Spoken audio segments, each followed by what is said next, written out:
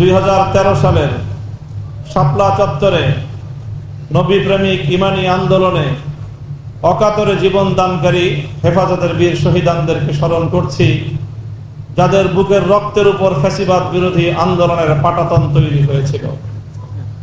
সেই শাপলা চত্বরের বীর শহীদানদের রক্ত ভেজা রক্ত স্নাতে বাংলার মাটিতে আবার 2021 সালে হেফাজতে ইসলাম বাংলাদেশের কর্মীরা দেশের স্বাধীনতা এবং আধিপত্যবাদ বিরোধী সংগ্রামে মোদী এবং বাংলাদেশের আভ্যন্তরীণ বিষয়ে চরমভাবে হস্তক্ষেপকারী বিতর্কিত ভারতের প্রধানমন্ত্রী নরেন্দ্র মোদীর আগমনকে রুখতে গিয়ে শাহাদাত বরণ করেছিল হেফাজতে ইসলাম বাংলাদেশের প্রায় 25 জন নেতাকর্মী। এই সকল শাহাদাতের রক্তের উপর তৈরি হয়েছিল 24-এর গণ অভ্যুত্থান এবং ছাত্র জনতার বৈষম্য বিরোধী আন্দোলনের ভিত। তাই আমরা দেখেছি 2024 সালের এই ফ্যাসিবাদ বিরোধী আন্দোলনে গোটা বাংলাদেশের প্রতিটি জেলা শহরে, প্রতিটি রাজপথে এদেশের ছাত্র জনতা, স্কুল কলেজ ইউনিভার্সিটি, কওমি মাদ্রাসা, আলিয়া মাদ্রাসার ছাত্ররা বিভেদের সকল দেয়ালগুলো ভেঙে গুড়িয়ে দিয়ে হাতে হাত রেখে ঐক্যবদ্ধ যেই প্রতিরোধ ব্যূহ তৈরি করেছিল, সেই প্রতিরোধ দুর্গের সামনে ফ্যাসিবাদী শেখ হাসিনা পালিয়ে যেতে বাধ্য হয়েছে। আমরা সেই আন্দোলনের অন্যতম বৈশিষ্ট্য দেখেছি যে গোটা বাংলাদেশের প্রায় প্রতিটি শহরে শহরে আমার ছাত্ররা রক্ত দিয়েছে, জীবন দিয়েছে। বারুদের ঝাঁজে গোটা পরিবেশ যখন ঝাঁঝালো হয়েছিল, সেই ঝাঁঝালো বারুদের পরিবেশে রক্ত ভেজা রাজপথে দাঁড়িয়ে প্রতিটি নামাজের সময়ে আল্লাহু আকবারের আযানের ধ্বনি দিয়ে জামাতে নামাজ কায়েম করে বাংলাদেশের আগামীর গতিপথ তারা তৈরি করে দিয়েছে।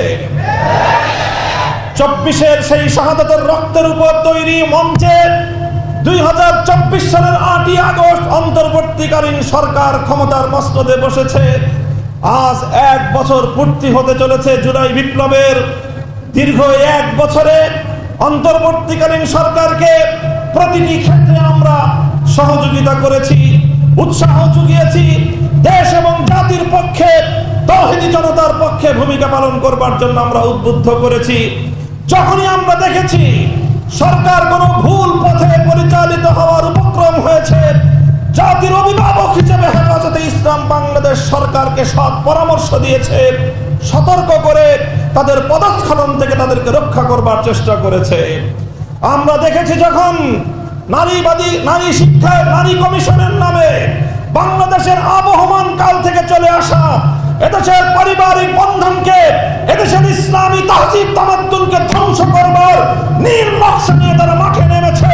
হেফাজতে ইসলাম বাংলাদেশ বিগত 3রা মে সোহরাওয়ার্দী উদ্যানে ঐতিহাসিক সমাবেশের মধ্য দিয়ে বাংলাদেশের আগামীর গতিপথ নির্ধারণ করবার বার্তা দিয়েছে।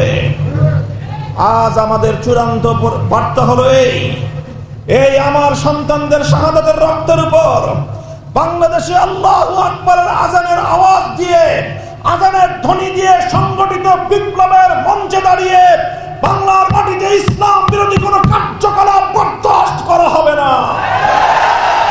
সুনির্দিষ্টভাবে আমরা বলতে চাই, আমরা বাংলাদেশে জাতিসংঘের মানবাধিকার কমিশনের নামে বাংলাদেশের স্বাধীনতায় হস্তক্ষেপ করবার নীল নকশা বাস্তবায়ন হতে দেব না। মানবাধিকার কমিশনের ঐতিহ্য আমরা জানি, তাদের এজেন্ডা এবং উদ্দেশ্য সম্পর্কে আমরা অবহিত রয়েছি।